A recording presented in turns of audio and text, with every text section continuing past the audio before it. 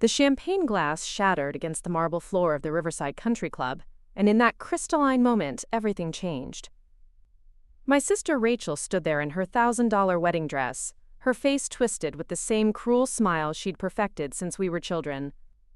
The 200 guests fell silent, their conversations dying like waves retreating from shore. But it wasn't the broken glass that froze the room. It was what her new husband Brandon had just whispered, his voice carrying across the reception hall like a confession. "Wait. You're Commander Carter, the Navy SEAL who saved my unit in Afghanistan. Before we jump back in, tell us where you're tuning in from, and if this story touches you, make sure you're subscribed, because tomorrow, I've saved something extra special for you." I should have seen it coming. Rachel had been building to this moment all evening, each comment sharper than the last, each laugh more pointed. She'd started during the cocktail hour, making jokes about my mysterious job to anyone who would listen. By the time dinner was served, she was in full performance mode, regaling the head table with stories about her odd little sister who disappeared for months at a time and never talked about work. The Riverside Country Club sparkled under string lights and crystal chandeliers, every detail perfect for San Diego's social event of the season. Rachel had spared no expense for her wedding to Brandon Walsh, a successful defense contractor who'd swept her off her feet 6 months ago. The guest list read like a who's who of Oceanview Heights society, filled with real estate moguls, tech executives, and military brass. Our parents, Tom and Linda Carter, beamed from their seats at the head table, finally seeing their eldest daughter marry into exactly the kind of family they'd always envisioned. I sat at table 12, relegated to the back with distant cousins and family friends, wearing the simple navy dress Rachel had grudgingly approved after rejecting 3 other options. She'd made it clear that my presence was tolerated, not celebrated. After all, what could the family disappointment possibly contribute to such an important day? The evening had started innocuously enough. I'd arrived alone, as expected, deflecting the usual questions about my love life and career with practiced ease. When people asked what I did for work, I gave them the same answer I'd been giving for 8 years. Government consulting. Very boring stuff. It wasn't technically a lie. Most people lost interest immediately, which was exactly the point. But Rachel wasn't content to let me fade into the background tonight. She was the bride, the center of attention, and she intended to remind everyone exactly where I stood in the family hierarchy. During her maid of honor speech, she'd lovingly described me as the sister who marches to her own drum when she's actually around to march at all. The crowd had laughed politely, but I'd caught the edge in her voice, the satisfaction of a predator circling wounded prey. The real attack came during the father-daughter dance.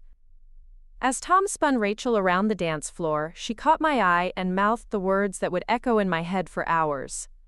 Finally, someone appreciates success in this family. When the song ended, she'd grabbed the microphone again, her cheeks flushed with champagne and victory. "I just want to thank everyone for being here tonight," she'd begun, her voice carrying across the reception hall. "It means so much to have our loved ones witness Brandon and me starting our new life together. Some people build careers, some people build families, and some people—" Her gaze had found me in the crowd. "Well, some people just build mystery." The laughter that followed felt like a physical blow. I'd endured worse in combat zones. But this hurt differently. This was family. This was supposed to be safe ground. Rachel wasn't finished. My little sister Emma has always been our enigma. She vanishes for months, comes back with fantastic stories we're not allowed to hear, and expects us all to just smile and nod. Tonight I thought maybe she'd finally share what's so important that it keeps her away from every birthday, every holiday, every moment that matters to this family. I should have left then. Should have gathered what remained of my dignity and walked out, but something in Brandon's expression stopped me. He'd gone very still, his champagne glass frozen halfway to his lips. He was staring at me with a look I'd seen before, usually on the faces of soldiers when classified information suddenly made terrible sense. Rachel, oblivious to her husband's reaction, pressed on. "So Emma, since it's my wedding day and I get whatever I want, why don't you tell everyone what you actually do?" What's so secret, so important, that your own family isn't good enough to know? The room held its breath. 200 faces turned toward me, expecting entertainment, expecting the quiet sister to finally break under pressure. I felt the familiar weight of expectations, the crushing force of assumptions that had shaped my entire relationship with my family.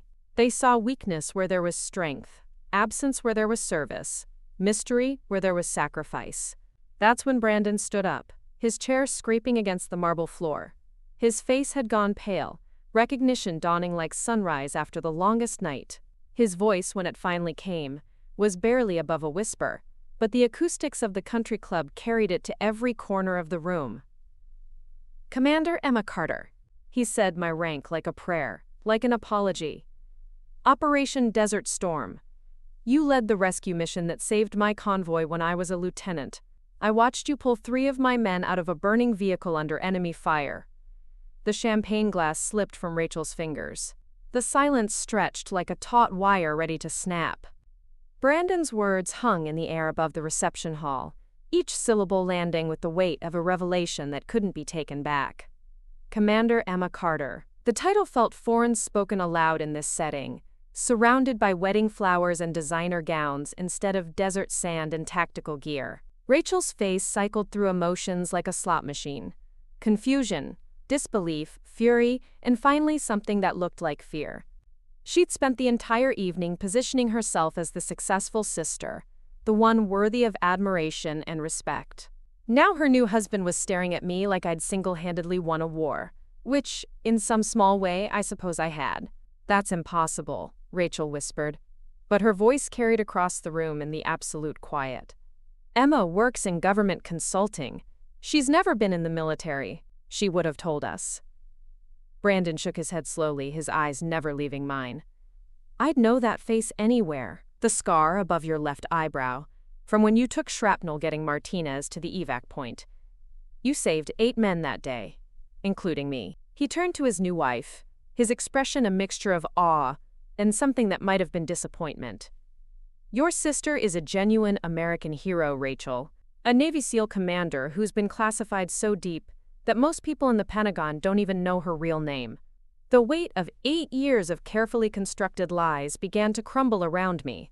I'd built an entire civilian identity, designed to blend into the background, to be forgettable, unremarkable. The Carter family disappointment, who couldn't hold down a normal job, who disappeared for months at a time, who never seemed to accomplish anything worth celebrating. It had been perfect cover, allowing me to serve my country while protecting the people I loved from becoming targets.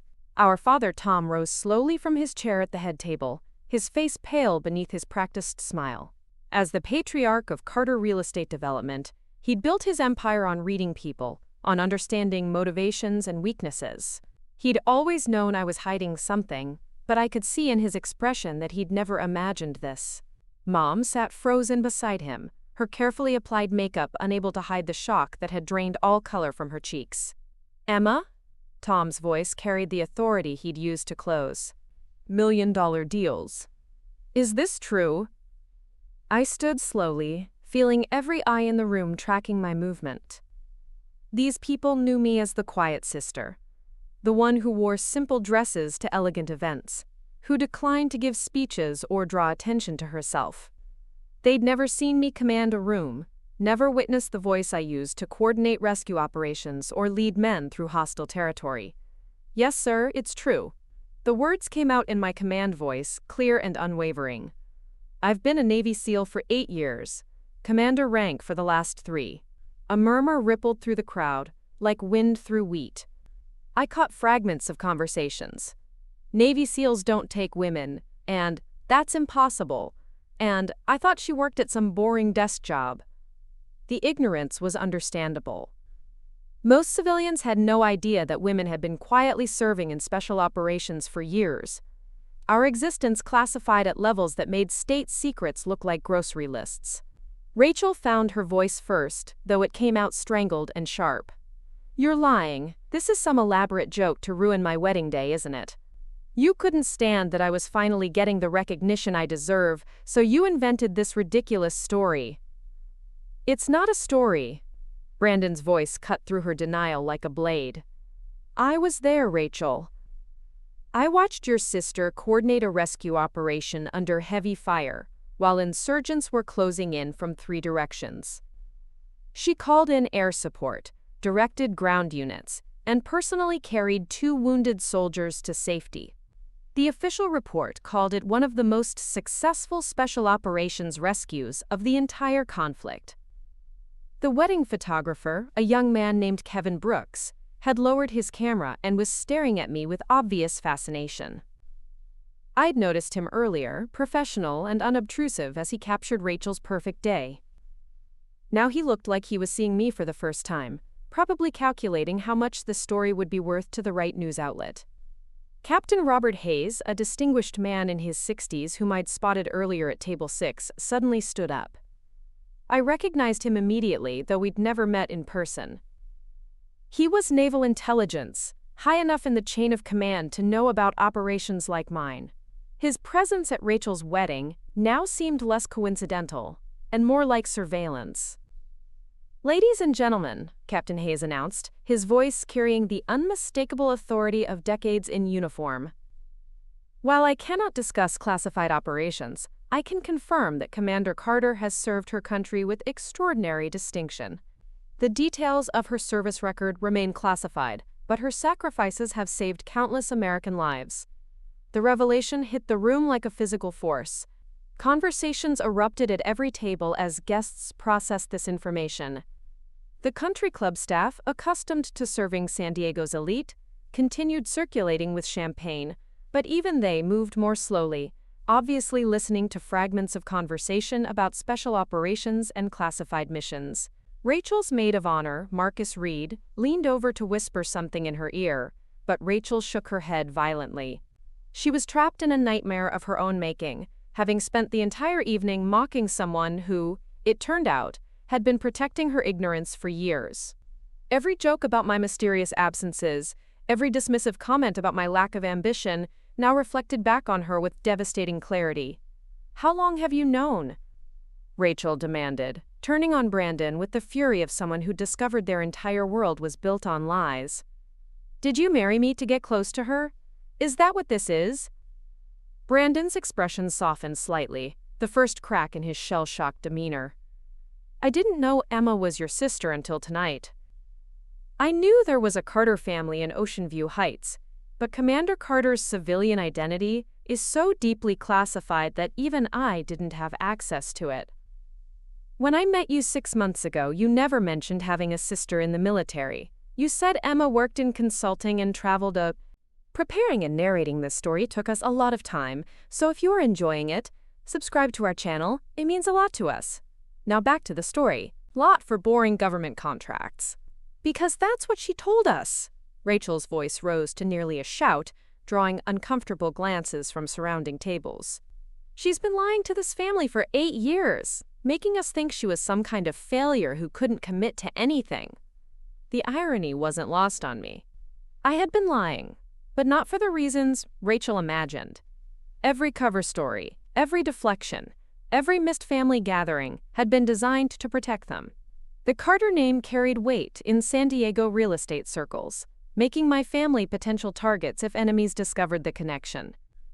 My fake career in government consulting provided just enough plausible explanation for my absences, without raising questions about why I sometimes returned from business trips with injuries I couldn't explain. Dr. Sarah Chen, one of my mother's closest friends and a woman who'd known me since childhood, approached our table with careful steps.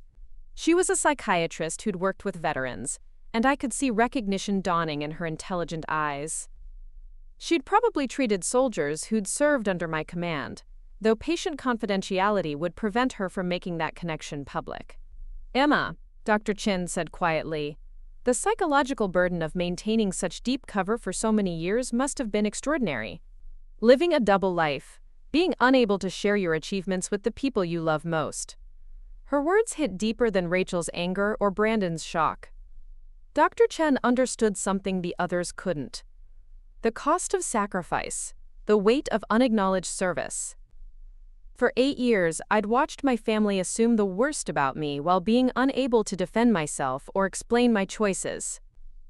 I'd sat through countless dinners where relatives asked pointed questions about my future, my career prospects, my apparent inability to maintain stable relationships. Mom finally found her voice, though it came out small and uncertain.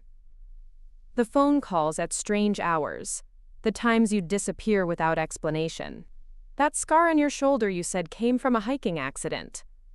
Each revelation seemed to hit her like a physical blow. We thought you were struggling, maybe involved with the wrong people.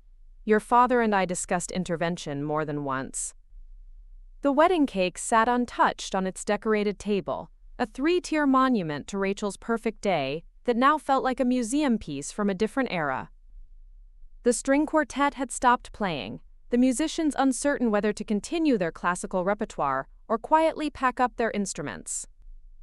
Even the bartenders had paused their service, obviously captivated by the drama unfolding at the head table. Jake Morrison appeared at my shoulder like a ghost, which was exactly his specialty. My handler for the past 5 years, Jake had the ability to blend into any environment, becoming invisible until he chose to reveal himself. He'd been at the wedding all evening, posing as a +1 for someone I hadn't bothered to identify. His presence meant this situation had just become official. "Commander," he said quietly, "we need to talk." Jake Morrison's appearance at my shoulder felt like ice water in my veins. In 5 years of working together, he'd never broken cover during a personal event. His presence at Rachel's wedding meant something had gone catastrophically wrong, and his request to talk wasn't really a request at all. It was an order wrapped in politeness for the benefit of civilian ears. "Give me 2 minutes," I murmured back, my voice pitched low enough that only he could hear. Jake nodded almost imperceptibly and melted back into the crowd, with the practiced ease of someone who'd spent decades becoming forgettable. The reception hall buzzed with renewed conversation as guests processed the revelation about my identity. Some approached with newfound respect, others with curiosity, and a few with the uncomfortable distance people maintained around those whose lives operated in shadows they couldn't comprehend. Rachel stood frozen at the center of it all, her perfect wedding dissolving into chaos she couldn't control or understand. Brandon stepped closer to me, his expression earnest and slightly desperate. "Commander, I need you to know that I had no idea about your connection to Rachel when we met. If I had known, I would have said something earlier. The way she's been treating you tonight, the things she's said, they're completely inappropriate given your service record." "You don't need to apologize for your wife," I replied, though the words felt strange. Wife. Rachel was married now, officially launched into the kind of life our parents had always envisioned for both of us. She's been protecting herself the only way she knows how. Captain Hayes approached with the measured steps of someone accustomed to navigating delicate situations. Up close, I could see the intelligence in his eyes, the way he cataloged details and filed them for future reference. His presence at this wedding was no coincidence, and the timing of my exposure felt orchestrated in ways that made my combat instincts flare to life. "Commander Carter," Captain Hayes said, extending his hand in a gesture that looked casual but felt formal. "It's an honor to finally meet you in person. Your reputation in certain circles is quite remarkable." I shook his hand, noting the firmness of his grip and the way his eyes searched mine for recognition. "Captain Hayes, I wasn't aware you knew the Walsh family." "Old friends," he replied, but something in his tone suggested the connection ran deeper than social acquaintance. "Brandon's father and I served together years ago. When I heard about the engagement, I thought it would be interesting to meet the bride's family." The way he emphasized, quote, "interesting," sent warning signals through my nervous system. Intelligence officers didn't attend wedding receptions out of casual curiosity, especially not when the guest list included classified personnel. I found myself studying the crowd with fresh eyes, wondering how many other attendees weren't quite who they appeared to be. Dr. Sarah Chen approached our small cluster with the careful movements of someone entering a minefield. Her psychiatric training had taught her to read the undercurrents in human interactions, and she clearly sensed the tension that had nothing to do with wedding drama. "Emma, I hope you don't mind my asking, but I've worked with several veterans who mentioned serving under a Commander Carter. They spoke of someone who brought them home when everyone else had given up hope." Her voice carried the weight of professional discretion, revealing information without violating confidentiality. These men credited you with saving not just their lives, but their ability to return to their families whole. The testimony felt surreal in the elegant surroundings of the country club. These people were discussing life-and-death military operations, while champagne glasses clinked and the wedding cake waited to be cut. The disconnect between my two worlds had never felt more pronounced or more dangerous. Mom approached with tentative steps, her face a map of conflicting emotions. "Emma, honey, I don't understand any of this. Why couldn't you tell us? We're your family. We would have been proud, would have supported you." The question I dreaded for 8 years hung in the air between us. How do you explain to people who've never lived in shadows that sometimes love means lies? How do you tell your mother that her pride could have gotten her killed? "Because the moment you knew, you became targets," I said quietly. "Every time I deployed, every mission I led, every enemy we made, they would have tried to reach me through you. The Carter name in San Diego carries weight, makes you visible. Keeping you ignorant kept you safe." Tom moved closer, his business instincts finally overriding his parental confusion. "Are you telling us that people would have come after us? After your mother? After Rachel?" Before I could answer, Jake materialized beside me again, this time carrying 2 champagne glasses that I suspected contained something stronger than Dom Perignon. He handed one to me with a forward meaningful look that told me our conversation couldn't wait much longer. "The situation has developed complications," he said, his voice still pitched for my ears alone. "We need to discuss immediate security protocols for your family."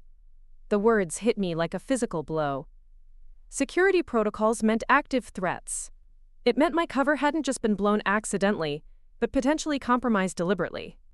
The timing, the circumstances, the presence of military intelligence at a civilian wedding, it all pointed to something orchestrated rather than coincidental. Kevin Brooks, the wedding photographer, approached with his camera hanging unused around his neck. "Excuse me, Commander Carter? I'm sorry to interrupt, but I need to ask you something important. I've been photographing events around San Diego for 3 years, and I've seen you before." My blood chilled. Professional photographers developed an eye for faces, for moments, for details that others missed. If Kevin had captured images of me in compromising situations, it could explain how my identity had been exposed. "Where did you see me?" I asked, though part of me already suspected the answer. "Military functions. Change of command ceremonies mostly. You were always in the background, never identified in the captions, but you were there. I have photos going back 2 years. Kevin's expression was troubled, like someone who'd stumbled onto information they wished they could forget. "The thing is, someone's been asking about them. About you specifically." Jake stepped forward, his casual demeanor evaporating. "Who's been asking?" Kevin glanced between us nervously. "A private investigator, maybe? Someone with credentials, anyway. They said they were conducting background checks for security clearances. They wanted copies of any photos that included unidentified military personnel at official functions." The revelation sent ice through my veins. Someone had been building a profile, tracking my movements through civilian photographer databases. It was sophisticated intelligence gathering, the kind that required resources and patience. "When was this?" Jake's voice carried an edge that made Kevin step back instinctively. 3 weeks ago. Right after the engagement announcement was published in the society pages." Kevin looked at Rachel, who was standing close enough to hear every word. "They specifically mentioned the Carter family connection." Rachel's face went white. "What does that mean? What engagement announcement?" Dr. Chen moved protectively closer to my mother, her medical instincts recognizing shock even in social settings. "Linda, you should sit down. This is a lot to process." But Mom remained standing, her eyes fixed on me with dawning understanding. "Someone's been watching us because of you. Because of what you do." It wasn't a question, and I couldn't lie anymore. "It's possible. The timing suggests someone wanted my identity exposed publicly, in a setting where it couldn't be contained or controlled." Captain Hayes stepped forward, his expression grim. Commander, with your permission, I'd like to suggest we move this conversation to a more secure location. The country club may be elegant, but it's hardly appropriate for discussing potential threats to national security personnel. Brandon looked between his new wife and his wedding guests with growing realization. This isn't over, is it? This thing, whatever it is, it's just beginning. Jake finished his champagne and set the glass on a nearby table with deliberate precision. Sir, with respect, it began weeks ago. We're just now catching up. The wedding reception continued around us, in a bizarre tableau of normalcy and crisis. Guests danced to the string quartet while military personnel discussed security protocols. Elderly relatives asked about cake cutting while intelligence officers evaluated threat assessments. Rachel stood at the center of it all, watching her perfect day transform into something she couldn't recognize or control. "I need to know something," Rachel said suddenly, her voice cutting through the quiet conversations around us. "Is our family in danger right now? Tonight?" The question hung in the air like a challenge. Jake glanced at me, a silent communication that confirmed my worst fears. This wasn't just about blown cover or compromised operations. Someone had orchestrated this exposure for a reason, and that reason was still playing out. "We're about to find out," I replied, watching as Jake touched his earpiece and nodded to someone across the room. "But Rachel, I need you to trust me now. Whatever happens next, whatever I ask you to do, don't argue and don't ask questions." The sound of screeching tires outside the country club cut through the elegant atmosphere like a knife. Through the tall windows, I could see black SUVs pulling into the circular drive with military precision. The black SUVs didn't announce themselves with sirens or flashing lights. They simply appeared, sliding into position around the Riverside Country Club with the quiet efficiency of a net closing. Through the floor-to-ceiling windows, I counted 6 vehicles, their tinted windows reflecting the warm glow of the reception hall back at us like dead eyes. Jake touched his earpiece again, his face hardening as he received information I couldn't hear. "Commander, we have a problem. Those aren't our people." The words hit the room like a thunderclap. Captain Hayes immediately moved toward the main entrance, his casual demeanor replaced by the sharp focus of a man accustomed to crisis situations. Dr. Chen guided my mother toward the back of the reception hall, away from the windows, while Tom grabbed Rachel's arm with protective instincts that overrode his confusion about the rapidly deteriorating situation. "Who are they?" Brandon demanded, his voice tight with the kind of fear that comes from recognizing danger without understanding its source. Before anyone could answer, the country club's main doors opened with deliberate calm. 3 men in dark suits entered, moving with the coordinated precision of a team that had rehearsed this moment. They weren't rushing, weren't drawing weapons, weren't doing anything that would cause immediate panic among the wedding guests. But their presence transformed the elegant reception hall into something that felt more like a cage. The lead man was tall and lean, with graying hair and the kind of weathered face that suggested years spent in places where diplomacy carried less weight than force. He scanned the room with professional thoroughness before his gaze settled on me. When he smiled, it contained no warmth whatsoever. "Commander Emma Carter," he said, his voice carrying easily across the reception hall despite its conversational tone. "What an unexpected pleasure to finally meet you in person."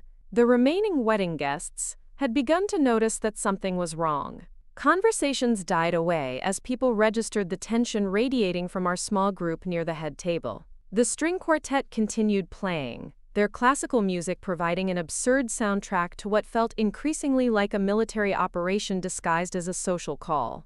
Jake stepped forward, positioning himself between the newcomers and me with movements that looked casual but placed him in an optimal defensive position. "Gentlemen, I'm afraid you weren't on the guest list. Perhaps you'd like to explain your presence at a private event." The lead man's smile widened slightly. "Agent Morrison, isn't it? We've heard so much about your work with the commander, very impressive operational security, right up until tonight." The casual use of Jake's real name sent ice through my veins. These men knew exactly who we were, had probably been tracking us for weeks or months. The sophisticated intelligence gathering that Kevin had described suddenly made perfect sense. Someone had been building detailed profiles of everyone in my operational circle, waiting for the right moment to make their move. "You have the advantage," I said, stepping out from behind Jake's protective positioning. Years of leading men in hostile territory had taught me that sometimes the best defense was controlled aggression. You know who we are, but we haven't been properly introduced. Of course, how rude of me. The man reached into his jacket with deliberate slowness, producing a leather credential case. Special Agent Davis, FBI. We're here regarding some irregularities in your security clearance documentation. The words were spoken loud enough for nearby guests to hear, and I watched recognition dawn on several faces. FBI agents at a wedding reception meant serious federal crimes, meant investigations that would splash across newspaper headlines and destroy reputations built over generations.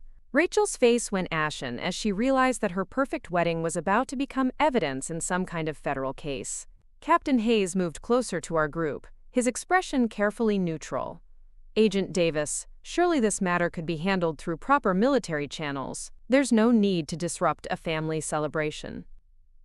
I'm afraid the irregularities we've discovered suggest that proper military channels may have been compromised, Davis replied smoothly. We've uncovered evidence that classified information has been shared with unauthorized personnel, possibly in exchange for financial consideration. The accusation hung in the air like poison gas. He was suggesting that I'd sold military secrets, that my years of service had been a cover for treason. It was a brilliant move, designed to isolate me from potential allies by making everyone question whether helping me would make them accessories to espionage. That's absolutely ridiculous, Brandon said forcefully.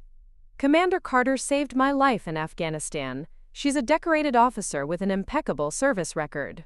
Davis turned his attention to Brandon with the kind of smile sharks might wear. Mr. Walsh, your loyalty to the commander is admirable, but we have evidence suggesting that your rescue mission was actually a staged operation designed to establish her credentials with defense contractors, specifically contractors like your company. The implication hit Brandon like a physical blow. Davis was suggesting that our paths had crossed not through the chaos of war, but through deliberate manipulation designed to position me close to defense industry personnel. The accusation was sophisticated and vicious, designed to destroy trust by making every genuine moment feel like calculated deception. Rachel found her voice, though it came out strangled and desperate. This is insane. Emma works in government consulting. She's never been involved in anything like what you're describing. Actually, Mrs. Walsh, Davis said, emphasizing her new married name, your sister has been using her family connections to provide intelligence about defense contracts and real estate developments to foreign interests. The Carter family's prominence in San Diego business circles made them ideal assets for gathering economic intelligence. Tom stepped forward, his face flushed with anger and confusion. Now wait just a minute. Carter Real Estate Development has never been involved in anything illegal or unpatriotic. We've built this company over 30 years with complete integrity. Mr. Carter, we're not suggesting your company was knowingly involved, Davis replied with false sympathy. We believe your daughter has been exploiting your legitimate business relationships to gather intelligence without your knowledge. Family dinners, social events, casual conversations about upcoming projects, all very innocent on your part. Dr. Chen moved protectively closer to my mother, her psychiatric training allowing her to recognize psychological warfare when she witnessed it. This is a deliberate attempt to isolate Emma from her support system, she said quietly. Classic interrogation technique designed to make someone feel abandoned before questioning begins. Davis's expression flickered with annoyance at having his tactics identified so directly. Dr. Chen, your concern for the family is understandable, but interfering with a federal investigation could result in obstruction charges. Jake touched his earpiece again, and I saw his expression darken further. Whatever. Information he was receiving wasn't improving our situation. He caught my eye and shook his head almost imperceptibly, a signal that our backup options were limited or compromised. Kevin Brooks, the wedding photographer, had been quietly documenting the entire confrontation with his camera, though he'd been careful to keep it low and unobtrusive. Now he stepped forward with obvious reluctance. Agent Davis, I think you should know that someone approached me 3 weeks ago, asking about photographs of Commander Carter. They said they were conducting background checks, but now I'm wondering if they were working for you. Davis turned his attention to Kevin with sharp interest. Mr. Brooks, we appreciate your cooperation. Those photographs will be crucial evidence in establishing the timeline of the commander's activities. That's not what I meant, Kevin said, his voice gaining strength. The person who approached me wasn't FBI. They were foreign, maybe Eastern European accent. They were specifically interested in photos that showed the commander with business leaders or government officials. The revelation hit the room like a grenade. If foreign intelligence services had been tracking me through photographer databases, it suggested a level of sophistication that went far beyond simple espionage. Someone had been building a comprehensive profile of my movements, my contacts, my family relationships, all in preparation for something much larger than a security clearance investigation. Davis's confident demeanor cracked slightly. "Mr. Brooks, you may have misunderstood the nature of that interaction. Federal investigators often work with local assets who may not appear typically American." But Kevin was shaking his head firmly. "No, sir. This person knew things about the commander's service record that wouldn't be available to background investigators. They knew about specific operations, specific locations, details that would require very high-level security clearance." Jake stepped forward again, his hand moving toward his jacket in a gesture that looked casual but positioned him for quick access to whatever weapons he carried. "Agent Davis, I think we need to see some additional identification. Your credentials may say FBI, but your intelligence gathering methods suggest a very different organization." The tension in the room ratcheted up another notch as the three men in suits adjusted their positions slightly, forming a loose triangle that would give them tactical advantages if the situation turned violent. The wedding guests in the background had begun to notice that something serious was happening, and I could hear nervous whispers spreading through the crowd like wildfire. Ashley Thompson, my cousin who'd been sitting at a nearby table, approached with the kind of determination that ran in our family bloodline. "Emma, I don't understand everything that's happening here, but I know you. You've been protecting this family for years, and if these men are suggesting otherwise, they're lying." Her words carried the weight of family loyalty, the kind of blind faith that could either save lives or get people killed. But they also reminded me that I wasn't fighting this battle alone, that the people I'd been protecting for 8 years were ready to stand with me if I let them. Davis's mask finally slipped completely, revealing something cold and calculating underneath. "Miss Thompson, your family loyalty is touching, but it won't change the evidence we've gathered. Commander Carter has been compromised, and everyone associated with her is now a potential security risk." The moment Davis's mask slipped, I saw the truth in his eyes. These weren't federal agents conducting a legitimate investigation. They were predators who'd been hunting me for months, using my family as bait to draw me into the open. The sophisticated intelligence gathering, the timing of the exposure, the carefully crafted accusations designed to isolate me from support, it all pointed to one conclusion: foreign operatives with a very specific agenda. Jake must have reached the same conclusion, because his hand moved to his weapon with practiced efficiency. But before either of us could act, the lights in the reception hall suddenly cut out, plunging the elegant country club into darkness. Emergency lighting kicked in seconds later, casting everything in an eerie red glow that transformed wedding guests into shadows and flowers into potential threats. In the confusion that followed, I heard Davis barking orders in what sounded like Russian, confirming my worst suspicions. These men weren't just foreign operatives. They were likely Russian intelligence, which meant this was about more than my service record. Russia had been infiltrating American defense networks for years, and someone had identified me as a key target whose capture could provide access to classified SEAL operations. The wedding guests erupted into chaos as people stumbled through the dim lighting, trying to understand what was happening. Women in evening gowns and men in formal suits became obstacles and potential casualties as the elegant reception hall transformed into a battlefield. I could hear Rachel's voice calling my name somewhere in the darkness, fear replacing the anger that had defined our relationship all evening. "Emma!" Tom's voice cut through the confusion. "Where are you?" "Stay down and stay together," I shouted back, my command voice cutting through the panic like a blade. Years of leading soldiers through hostile territory had taught me that clear orders could save lives, even when people didn't understand the full situation. "Everyone get low and move toward the back of the room, away from the windows." Jake materialized beside me in the red-tinged darkness, moving with the fluid precision of someone who'd operated in worse conditions. "Commander, we've got movement outside." At least 12 additional personnel, tactical gear, night vision. This isn't a grab-and-go operation. The revelation hit me like ice water. 12 additional personnel meant this was a full extraction team, the kind deployed when the objective was high value, and the opposition was expected to be significant. They weren't here to arrest me or question me about security clearances. They were here to take me, probably back to Moscow, where my knowledge of SEAL operations could be extracted through methods that made military interrogation look gentle. Captain Hayes appeared out of the darkness, moving with surprising agility for a man in his 60s. "Commander, I've activated emergency protocols. Support is en route, but we need to hold position for at least 20 minutes. 20 minutes might as well have been 20 hours when facing professional extraction teams. But as the reality of our situation settled over me, I felt something shift inside. For 8 years, I'd been protecting my family by keeping them ignorant of my real life. Now their safety depended on everything I'd learned in that life, every skill I'd developed, every hard-won lesson about survival under pressure.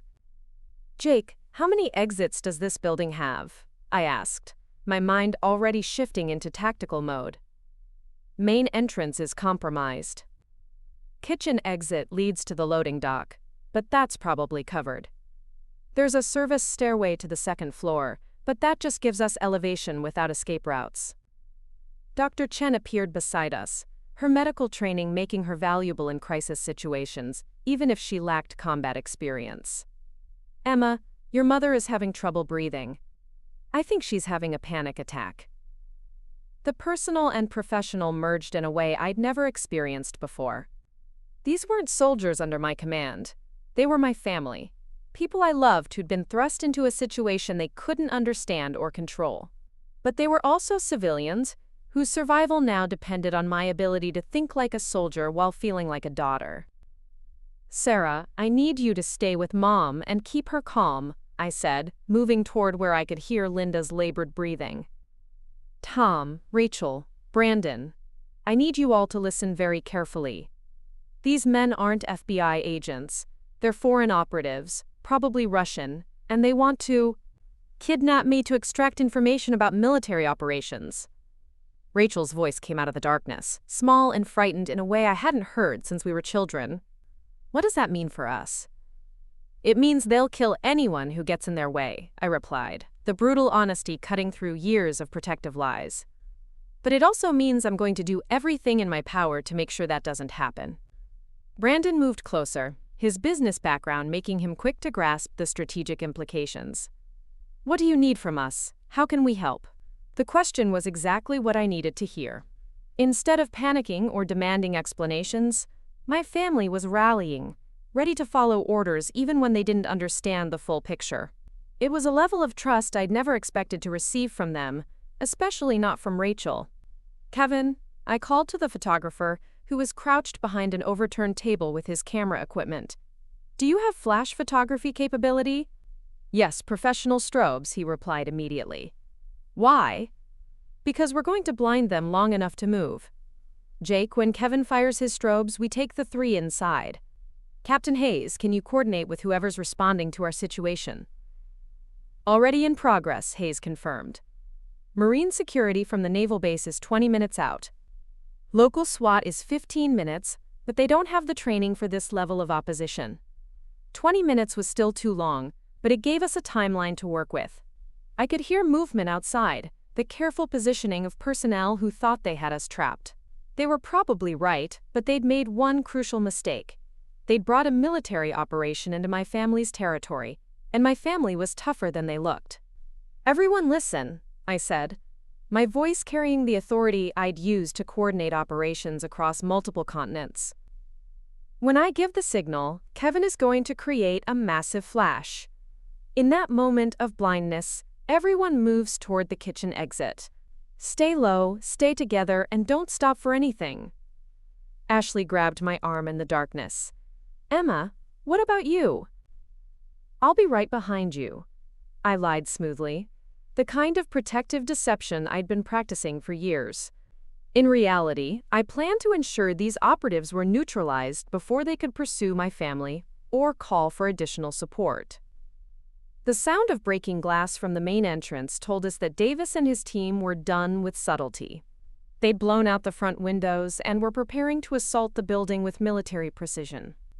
Whatever electronic jamming they'd used to cut the power would also be blocking cell phone signals, isolating us from outside communication. "Now," I whispered to Kevin. The photographer's professional strobes erupted like lightning, turning the red emergency lighting into blazing white brilliance that penetrated every corner of the reception hall. In that moment of devastating illumination, I saw everything. Davis and his two companions temporarily blinded and disoriented, my family moving toward the kitchen with surprising coordination, and Jake already in motion toward the nearest threat. I moved with the muscle memory of 1,000 training exercises, closing the distance to Davis before his vision could recover. The elegant evening gown I'd worn to my sister's wedding wasn't ideal tactical clothing, but years of combat experience had taught me to adapt to any circumstances. My first strike took him in the throat, a precise blow that would incapacitate without killing. Jake had engaged the second operative with lethal efficiency, using techniques that spoke to special forces training I'd never asked about. The third man was raising what looked like a compact automatic weapon when Captain Hayes proved that naval intelligence officers weren't just desk personnel. His takedown was textbook military, suggesting that his presence at the wedding had been less coincidental than I'd initially assumed. "Commander," Hayes called out as he secured the third operative's weapon. "These men have been carrying Russian military identification." This was definitely a state-sponsored operation. The revelation confirmed my worst fears while simultaneously providing crucial intelligence. If Russian military intelligence had targeted me specifically, it meant someone had leaked detailed information about my identity and operational history. The security breach went deeper than a blown cover. Someone in the American intelligence community was actively working with foreign adversaries. Through the shattered windows, I could see muzzle flashes as the external team began their assault on the building. The distinctive sound of automatic weapons fire echoed through the country club, though they seemed to be firing warning shots rather than targeting specific positions. They wanted me alive, which meant they'd avoid lethal force until absolutely necessary. "Jake, what's our tactical situation?" I called out while zip-tying Davis with improvised restraints made from tablecloth fabric. 12 hostiles, professional equipment, coordinated assault pattern, he replied tersely. "They're trying to drive us toward the kitchen exit, which suggests they have that route covered. The classic pincer movement, designed to funnel us into a kill zone where capture would be inevitable. But they'd made a crucial error in their intelligence gathering. They'd focused so extensively on my military background that they'd underestimated my family's capabilities and connections." Tom appeared beside me, moving with surprising stealth for a man more accustomed to boardrooms than battlefields. "Emma, I've been thinking about what you said regarding the Carter name carrying weight in San Diego. Some of that weight comes from relationships you don't know about." Before I could ask what he meant, my father produced a cell phone that shouldn't have been working if the operatives were using signal jammers. "Military-hardened satellite phone," he explained with a slight smile. "Gift from a grateful client whose son you brought home from Syria 3 years ago. General Martinez has been keeping an eye on our family ever since." The revelation hit me like lightning. General Martinez commanded the entire Pacific Fleet's Special Operations Division, and if he'd been quietly protecting my family, it meant our rescue was already in progress. The timeline Captain Hayes had given me was probably conservative. Help was likely much closer than 20 minutes away. "Dad, how long have you known?" I asked as automatic weapons fire intensified outside. "About your real job?" "About 6 months," Tom replied calmly. "About the people watching our family?" "About 3 weeks." Martinez's people have been conducting counter-surveillance since someone started asking questions about Carter Real Estate's government contracts. The sound of helicopter rotors cutting through the night air confirmed that our situation was about to change dramatically. Through the broken windows, I could see searchlights sweeping the country club grounds as what appeared to be military transport helicopters established a perimeter around the building. Rachel's voice called out from the kitchen area where the family had taken shelter. "Emma, there are men in uniforms outside. They're not with the people who were shooting at us." Marine security forces had arrived ahead of schedule, which meant the extraction team outside was about to find themselves outgunned and surrounded. The professional operatives who'd planned this mission so carefully were about to discover that kidnapping a Navy SEAL commander required more than tactical precision. It required understanding the full scope of the military family that backed every special operations soldier. Jake secured the last of our immediate prisoners and moved to the windows to assess the external situation. "Commander, it looks like Christmas morning out there. Marine rapid response, Navy security, and what appears to be a Delta Force advisory team. Somebody called in every favor they had." Through the chaos and gunfire, I heard something that made my heart swell with unexpected emotion. Rachel's voice, clear and strong, calling out tactical information to the arriving security forces. My sister, who'd spent the entire evening mocking my mysterious career, was now using her position near the kitchen windows to provide real-time intelligence about enemy positions. "Rooftop sniper, east side," she called out with surprising calm. 3 men moving toward the loading dock. Vehicle approaching from the service road. Brandon joined her at the windows, his defense contractor background giving him enough military knowledge to identify threats and communicate effectively with the responding forces. Together they'd transformed from wedding attendees into an impromptu observation post, proving that courage ran deeper in my family than I'd ever realized. The firefight outside intensified briefly as the Russian extraction team realized their mission had failed catastrophically. Professional soldiers facing overwhelming odds, they fought with the desperate efficiency of men who knew capture meant lengthy prison sentences, or worse. But they were outnumbered, outgunned, and trapped in terrain they hadn't properly reconnoitered. Dr. Chen appeared beside me, her medical bag somehow retrieved from her car during the chaos. "Emma, we have 3 wounded among the wedding guests. Nothing life-threatening, but they need attention. Also, your mother wants to talk to you." I found Linda sitting calmly in the kitchen, her panic attack replaced by the kind of steely determination that had helped her build a real estate empire alongside my father. When she looked up at me, I saw not fear or confusion, but something that looked remarkably like pride. "Emma Catherine Carter," she said, using my full name the way she had when I was a child in trouble. For 8 years, I thought my daughter was drifting through life without purpose or direction. Tonight, I learned that my daughter has been serving her country with distinction while protecting her family from dangers we couldn't even imagine. The tears that had been threatening all evening finally broke free. "Mom, I'm sorry I couldn't tell you. I'm sorry for all the lies, all the missed holidays, all the times you thought I was disappointing you." Linda stood and pulled me into the kind of embrace I'd been craving for years, the unconditional love of a mother who finally understood her child's choices. "Sweetheart, I've never been more proud of anyone in my entire life. Not just for your service, but for the strength it took to carry this burden alone." The sound of helicopters landing outside marked the end of the immediate crisis. Through the kitchen windows, I could see Russian operatives being taken into custody, while Marine security teams swept the building for additional threats. The elegant wedding reception had been transformed into a crime scene, but everyone who mattered was safe. Jake approached with a tablet displaying preliminary intelligence reports. "Commander, we've identified the source of the security leak." It wasn't someone in American intelligence. It was a Russian asset who'd been tracking defense contractor communications. They intercepted planning documents for Rachel's wedding and cross-referenced the Carter family name with classified personnel databases. The revelation meant my family's safety had been compromised, not through my actions, but through the sophisticated intelligence-gathering capabilities of foreign adversaries who'd identified them as a pathway to valuable military assets. It was a reminder that in the modern world, no one existed in isolation.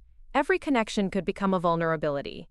Captain Hayes entered the kitchen with an escort of Marine security personnel, his expression relieved but serious. Commander Carter, General Martinez sends his compliments and his assurance that your family will receive full protection going forward. He also wants to discuss new security protocols for your civilian identity. Rachel appeared beside us, her wedding dress torn and stained, but her expression remarkably composed.